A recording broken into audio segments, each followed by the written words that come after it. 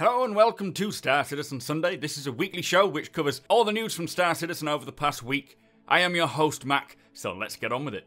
This week we hear more about the medical profession, flora and fauna, plus the storm surrounding stolen ships gets cleared up. So kicking off as usual now with calling all devs. First question is, when will we play missions as a group? Great question.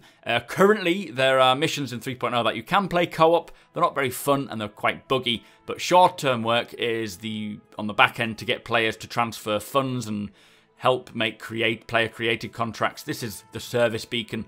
Long-term, one player will be able to accept a mission and then share that info between friends. So let's say if a mission requires 4 people, you can just use one and take a bigger cut of it, or you can hire a friend and take a bigger cut. Obviously it'll be a little more difficult on your own, or you can just re-advertise the job for other areas or other roles that you are looking for, and then players will then pick and choose whether they want to take your job or not. This kind of gives the management to the player rather than the system itself, but I love the idea of walking around a port and finding a ship needing staff, maybe as like a crew on a refueler, and then just going off and doing that job for a little while, coming back to port and taking your pay and going off and finding someone else. In terms of ownership of cargo, it's something that won't be black or white as it currently is. You will be able to give physical ownership or legal ownership to someone, and depending on what you want them to do with it. So next question is, can you tell us more regarding the medical side of gameplay and how immersive will it be? I love this question and love the answer as well. Now the medical gameplay will be split into field medic, which is how do you treat issues in the moment with limited equipment basically on the planet in the action. Kind of going to be more Stimpack style treatment, so you just have these little pens to help treat things. Over time though, if you do sustain lots of damage, you will then get long-term effects which can only be treated by visiting a hospital or a ship medbay. Now this is the next type of medical gameplay there will be. It's somewhere that's more equipped to deal with these issues. Field equipment won't be enough to treat long-term issues. Medical facilities will be in most of the major landing zones, and doctors will be in there that you'll go and see, and they'll put you through machines to figure out what's wrong with you and then treat you appropriately. This will obviously cost you money and take some time. For example, if you get multiple leg injuries, eventually it may result in a fracture, which bones cannot be fixed in the field. You'll have to go to a hospital to get treated properly, and again that will take quite a bit of time to get sorted. Now, in terms of level of immersion, the first iteration will be very minimal. Maybe you'll go and talk to a doctor, it'll fade to black, and then you'll just be fixed. Eventually, though, it'll be going into the machines and having the treatment done and experiencing the whole process. They do plan to have a lot of long-term diseases as well from visiting hazardous planets. Compression sickness is an example of this that you get from space, but radiation and fractures, all these sort of things will have different effects on your character. They'll be either visual, audio, or animation-wise, and then you'll be treated for whatever it is. Now, when it comes to this high-level medical gameplay, they don't know how in-depth it's going to be for the player.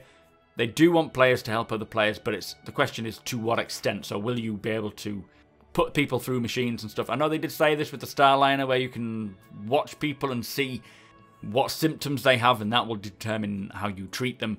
I really hope they do go down that path, because people playing medics or doctors will really want to have that level of immersion to make it feel good. So if you diagnose someone properly through experience or knowledge, you will then treat them properly and fix them. That's what I think is going to be exciting for that gameplay. So the next question is, will multifunction display info be exportable to touchscreen devices, and will we be able to control our ships using these devices? Now, they're currently making the cockpit more accessible. They're moving away from the augmented reality stuff. They want it more to be on the MFDs. This is obviously the current focus. That's not to say they won't get around to making this, but part 1 is nowhere near ready for the future. But don't forget, systems like Rocat already do this, where you can use your touchscreens, your iPads, your phones, and so forth to control your ship systems. Maybe leaving it to a third party is a good idea. If CIG feel the need for it and have the time for it, they will get around to it. So final question, will we be able to melt items we've purchased via the Voyager Direct Store? Now this is something you use United Earth credits, actual United Earth credits from your account. They said they're moving away from the Voyager Direct Store and they want to go to the in-game equivalent, which is tied to the universe and tied to the economy. To do this, they will either give us a choice of melting the items for UEC or we keep them, but they may just blanket reload all the items, because there are some items that are no longer available, and just give it back to us in United Earth credits, whatever we paid for them. They do want to migrate this system into the game, so every time the server resets with a new patch, your base UEC level, instead of it being the same for everyone, will be whatever you have had melted from the Voyager Direct store. They also want to add the starting money from packages, so if you've got the 5,000 UEC credits from using my referral code when you signed up with an account, then that should be part of your starting money, rather than everyone just sticking at 5,000 like it currently is. Anyway, that was Calling All Devs. Some good questions. This Star Citizen Sunday does have a lot of good questions, a lot of good answers to them, so next up is Around the Verse. So this week's Around the Verse, thank God, went back to the old style of doing a studio update where we go from studio to studio, just discussing what they've been working on. To start with, it was the Frankfurt studio. Now, they obviously helped greatly on the Squadron 42 demo. We saw bespoke cinematic effects, the coil cloud, the slaver base exterior on Gainey. They also worked on the first version of FPS combat. This now includes path analysis for AI, so knowing the best route to take. Ship AI got attention, so the ships are now fully controlled by NPCs sitting in the seats, rather than the ships being the controller. They're converting the legacy lighting to the new volumetric fog. This looked very, very nice. We saw this at Grim Hex. Also, they're building out the lighting language for the upcoming truck stop features. For FPS weapons, the team have been working on the new Gemini F-55 LMG and the Toral aggregate missile launcher. Both are now finished with the first art pass. The ship weapons team have finished the first art pass for the Anon and Reese laser cannon sizes 1 to 6, the Gallinson tactical ballistic Gatling guns 1 to 3, and they started blocking out a laser beam weapon sizes 1 to 6 and a distortion repeater sizes 1 to 3. I'm looking forward to that laser beam. They're working on scripts and tools to help speed up the art pipeline. This helps create modular weapons much quicker so they can view it in real time and see how it will look. Very useful. Now, in terms of cinematics, we saw a little update regarding the cinematics shown in Squadron 42. They explained how they scaled up one of the OMC pirates being brought in via the cargo Argo. They've also added the cinematic lighting to enhance the scene. They've done a bit of dialing in the depth of field tech to make it look more interesting, and I don't think we have access to that just yet. The tech art team is also working on Squadron 42 and the PU. They've been extending the FPS weapon pipeline to help transform skin weights from one to another, and they've worked on the real-time cloth and flesh sim R&D. They're also improving performance and addressing issues for the live release, and they've improved memory tracking tool for both server and clients, plus implemented a script to automatically analyze gathered statistics to help find leaks and allocations. They've started work on the ambient occlusion solution. They've reworked the cloth shader to use a more physically based rendering model. Work has also been done on the first system givers, so this is Miles and Ruto, just ensuring they all work smoother in all the areas, so you're not going to see any issues there. They've also implemented the first iteration of the admin officer. There was lots of edge cases here. There's still some small issues, but it will get sorted, and it looks a lot better than them just currently standing there looking static and a bit unusual. They've done the first pass on the FPS combat AI. New behaviours will be added to get the fights feeling challenging and fun to play. They've worked on doors for the override. The hatches have had cuttable locks like we saw in Squadron 42, and the Idris beds, as we've seen also, have got their shutters.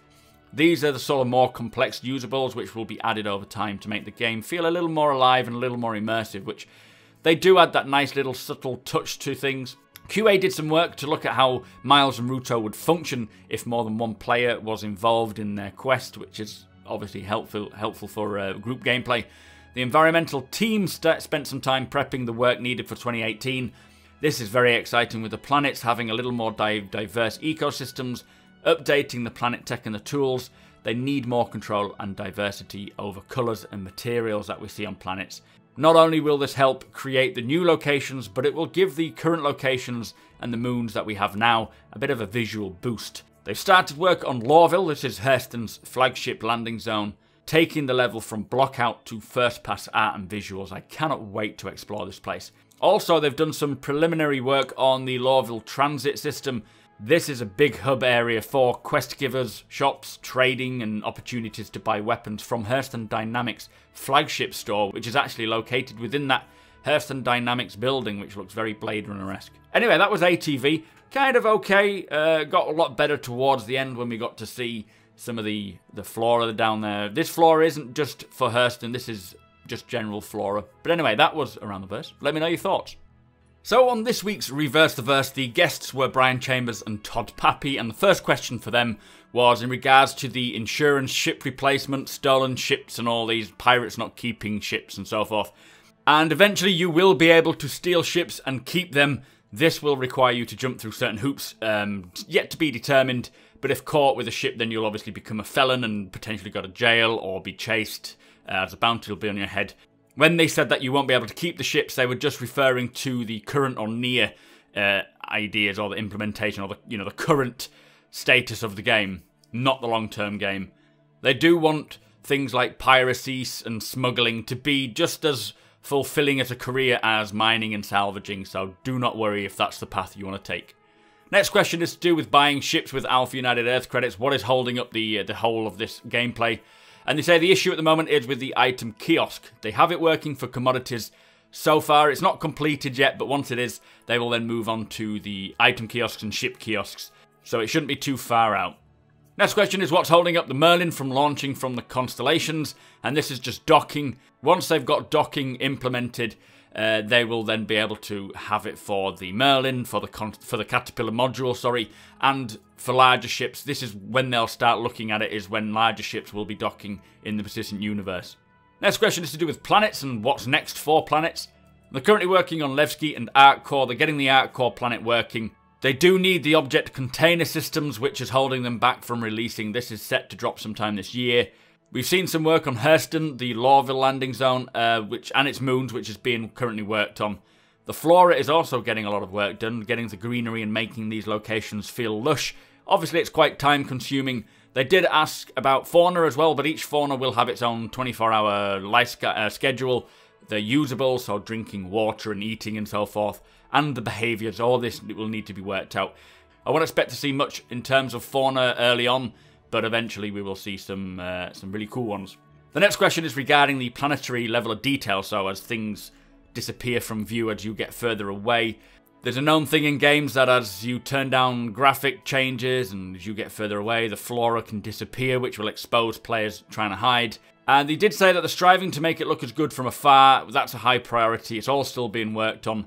They're working on updating and maturing the current assets. Textures and materials and LODs are always being updated to ensure that we get the best visuals, and they're just pushing the existing tech. So they didn't really answer the question, but I agree, we don't want people to just turn all their settings down and expose players hiding in bushes and so forth. That needs to be addressed so that everyone has the same visuals. So the question after that is regarding the capital ships, and are we ever going to see them as Star Marine levels?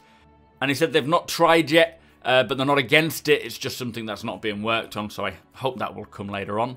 Next question is to do with the interaction system. Can we expect key bindings to use the MFDs, or the multifunction displays, or ship displays, rather than being forced to use the mouse and cursor, which is a bit difficult in a sticky situation? And they say it's very much a good idea. They've not explored it yet, but they will have a look into it and see if they can come up with something.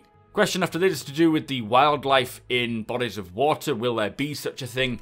And they've not built any yet, but Chris Roberts does want us to be able to swim, and in the future they do want water vehicles, so it's likely going to be an option that we will get fauna underwater or within water, especially as Chris Roberts wants it to be so high in fidelity. It wouldn't make any sense if there weren't any animals in the water themselves. Next question is to do with hacking on ships.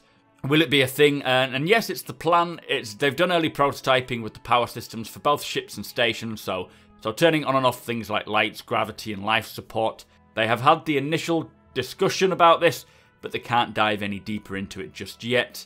In terms of the ATV, we saw a lot of the trees and the flora that is planned. Can we have special sights for weapon scopes, so like different sight modes like infrared or night vision? And yes, as soon as they have the ability to switch between the visions, then yes, it will be implemented into scopes as well. Next question is going back to plants and flora. Will there be any dangerous plants that will likely eat us or hurt us? And they said they've not really talked about it, but they do want to develop environmental hazards like geysers and lava. Whether it tries to eat you or you prick yourself and get an infection or something, they're not sure yet about that. But they do talk about the medical profession, as we've heard in Calling All Devs, where you can get damage from environmental hazards and need to be treated. So I wouldn't be too shocked if they did implement maybe a plant like a cactus that if you get pricked on it or it fires out these shards that you get infected with something. Next question, this is a good one. Will ship lighting get better for landing? So at the moment, if you land in the dark side of the moon, you can't really see where you're going, and the lights don't give you enough lighting soon enough. And they say they are aware of this issue, maybe not for 3.1, but later on a change will happen, which is excellent. So going back to Star Marine, the next question is there any plans for Star Marine in 2018? And they say firstly they want to get the front end working properly, so like the personal manager app. They also want to get rid of electronic access and implementing the REC in-game working. They have talked about a new game mode, but lots need to be done just to get it into a ready state, but it's nowhere near ready yet. They did say some stuff about breaching, where you're going to be able to blow off a door or a turret. There was something they noted about hacking, which I forgot to mention earlier on, but it's to do with breaching. We know they've got blowing off doors and blowing off turrets to breach. There will be silent breaching, which is a form of hacking, so you hack the door, open it up, and it should be a little more subtle than blowing up a door. Anyway, next question, sticking with the Star Marine theme, will there ever be like a Battle Royale gameplay mode, which would be fantastic in my eyes. They did say that if they ever do this, they want it to be clearly Star Citizen and not a reskin of PUBG or Fortnite. This isn't a confirmation, but it's just an idea that if it ever went down that way, they need to make sure it shows the Star Citizen and it feels like Star Citizen. So, second to last question, will there ever be Squadron 42 style campaigns in the persistent universe? And they said that there will be different levels of jobs and missions. The mission giver missions will be more bespoke and have longer playtimes. Maybe not to the same degree as doing a Squadron 42 campaign, but it will still feel very immersive and very true. So final question, will we ever get non-lethal weapons? Excellent question, and they say yes. They've talked about stun grenades and they've talked about tasers. They are currently working on refactoring all the weapons. This is weapon 2.0, switching them to make them easier and quicker to create and keeping the fidelity high. They do want different projectiles, and they've talked about this, things like armor piercing, but non-lethal will be an adventure further on down the line, but they have to explore that if you are a player and you are knocked out, what happens to you when, as the player being sat at home. It needs to be fun as the victim. You can't just be sat in darkness. It'll all get worked out, and then we'll hear more about it later on. Anyway, that was Reverse the Verse. Some good questions there. I did enjoy that, and we got some great answers. Anyway, let's move on. So also this week we saw a new Untold Tales post titled The Journey Home, which I am still to read, so no spoilers please. Bug Smashers solved a property law issue, and finally the monthly studio report is available, which I shall break down and provide all the need-to-know information later on this week. So that brings us to the end of the show. Thank you so much for watching. A big thank you to the subscribers and the patrons as you make this possible. Make sure you hit that subscribe button, follow me on Twitch, Twitter and Instagram, and I shall see you next time.